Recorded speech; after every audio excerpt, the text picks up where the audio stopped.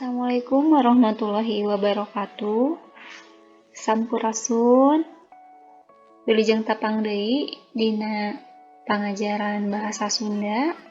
Kumaha kabarna sadaya? Daramang mugia hidup sadaya aya dina kaayaan sehat walafiatnya. Amin ya rabbal alamin.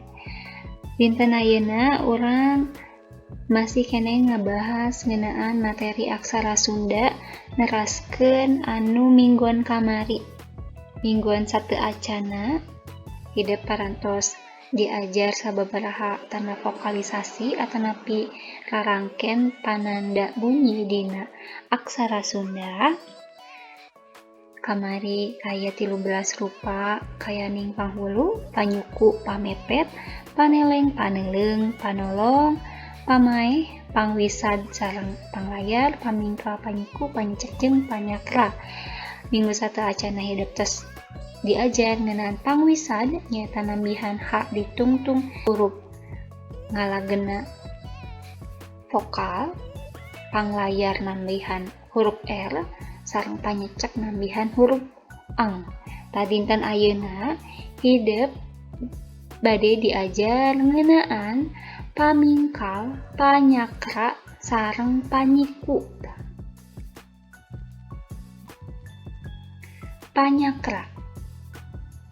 Panyakra teh rarangken atanapi tanda vokalisasi pikeun nambahan engang ra atanapi R ari wangunna nyaeta ieu sapertos ieu.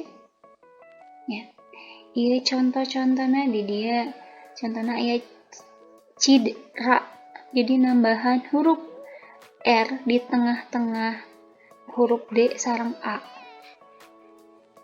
Jadi aya praja entah dina pa ditambahan panyakra mah janten pa atau janten pra. Jadi ya tritura tina huruf ta ditambahan panghulu di luhurna ti ditambahan panyakra siti ieu ditambahan panyakra janten tri. Sapertos kieu kecap-kecap contoh nu ngagunakeun tanda vokalisasi panyakra.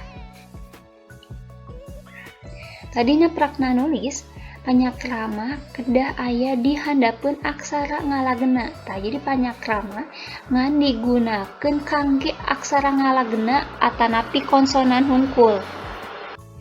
Di dieu aya huruf da. Upami ditambihan panyakra di handapna hartina nambihan R di tengah-tengah nambihan R di tengah-tengah huruf D sareng A. Janten pami ditambihan panyakra dibacana janten dra. Jadi aya contoh kecapna. Ieu aya da ditambihan panyakra tadi sapertos nu tadi diajarkeun dra ditambahan huruf ma janten dibaca drama.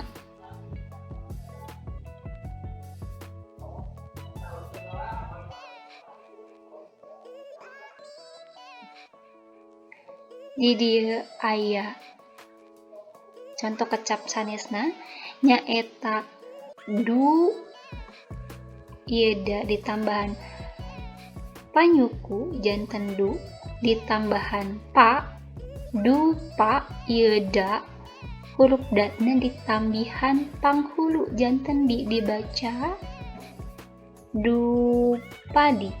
Tapi dina huruf ngalageuna du ieu bade ditambahan panyakra. Lamun ditambahan panyakra hartosna dibacana janten ditambahan R di antara D sareng U janten drupadi. Kumaha ngartos sadaya? Ayeuna kangge latihanna mangga serat dina buku catatan mantra. Ma ditambahan na tepriogi vokal a na dipa ngangge tanda vokalisasi pamaeh teras takna ditambahan panyakra mangga cabian. Lajeng pamingkal, tanda vokalisasi pamingkal. Pamingkal teh rarangken pikeun nambahan engang ya ieu wamuna sapatos kieu. Ieu contoh-contohna. Jadi aya ga ditambahan pamepet janten ge ditambahan ba na ditambahan pamingkal janten dia ditambahan kamari teh nambihan huruf R pengker nyata panglayar janten gebiar. Ieu contoh-contohna nu ngagunakeun pamingkal. Dina perakna ditulis pamingkal diseratna dina handapkeun aksara ngalageuna. Sapertos kumaha? Di dieu aya huruf ngalageuna ba. Upami ditambihan pamingkal ba ieu dibacana janten bia. Hartina nambahan huruf I di tengah-tengah huruf B sareng A. Tadi dia aya kecap ieu wa ditambihan panghulu janten wi ditambihan aksara ngalageuna da janten wida. Tina aksara ngalageuna da ku ibu bade ditambihan pamingkal. Ieu hartosna da ieu dibacana jantan dia janten widya. Ayeuna mangga latihan kaduana mangga serat rakyat. Ra ditambahan huruf K, huruf K na ditambihan pamingkal, lajeng ditambihan huruf ta, margi teu peryogi vokal atau nabi suara akna si takna diangge pamaeh. Lajeng tanda vokalisasi panyiku. Panyiku rarangkeun pikeun nambahan engang la ari wangunna sapertos kieu tah. Ya. Jadi aya contoh kecap-kecapna nu ngangge panyiku aya sempelak. Pelakna pakna ngangge panyiku janten pelak. Jadi aya kapelik. Pi na ditambihan panyiku janten pli. Ya sareng sanesna nya. Tah. Cara nganggena sapertos kieu. Dina prakna ditulis, upama ditulis panyiku teh aya di handapkeun aksara ngalageuna. Di dieu aya aksara ba ditambihan panghulu janten dibacana bi. Teras ku ibu ditambihan panyiku di handapna.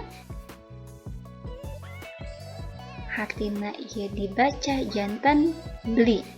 Janten lamun ditambihan panyiku nu tadina bi janten beli. Tadina bi janten beli. Nambihan huruf L di tengah-tengah huruf B sareng I. Lajeng di dieu aya kecap ieu K ditambihan panyiku hartina nambihan huruf L di tengah-tengah huruf A di tengah-tengah huruf K sareng A janten kla. Ieu ta ditambahan paneling janten T. Teras ieuna margi teu peryogi sora A na dina huruf aksara na janten A na di piceun nyata ngagunakeun tanda vokalisasi pamaeh janten kantun ena hungkul. Ieu dibacana janten Klaten. Nah, latihan katiluna mangga serat seblak. Sa ditambihan pamepet ba na ditambihan panyiku. Teras ka na margi teu peryogi sora A janten ngangge pamae. Seblak. Mangga dicobian di damang. Sakitu heula pembahasan aksara Sunda dina dinten ayeuna. Minggon payun wang lajeng deui kana angka-angka dina aksara Sunda. Sekali deui hatur nuhun. Wabillahi taufik wal hidayah. Wassalamualaikum warahmatullahi wabarakatuh.